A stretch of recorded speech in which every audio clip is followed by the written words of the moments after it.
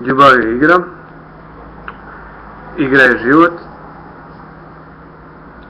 Život je ljubav. Uzmi balun, idi s njom ili s njim na ledinu i igraj se.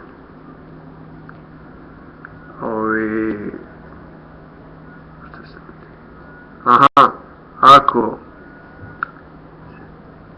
ti ne igraš, ako se ti ne igraš, to znači ne voliš sebe. Ako se ona ili on ne pridruži tebi u toj igri, ne voliš sebe, pišća odmah. Nađi nekoga ko će se igrati s tebom.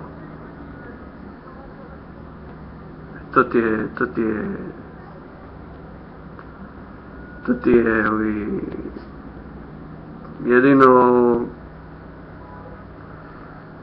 jedina prava stvar ko će znat da je ta osoba za tebe.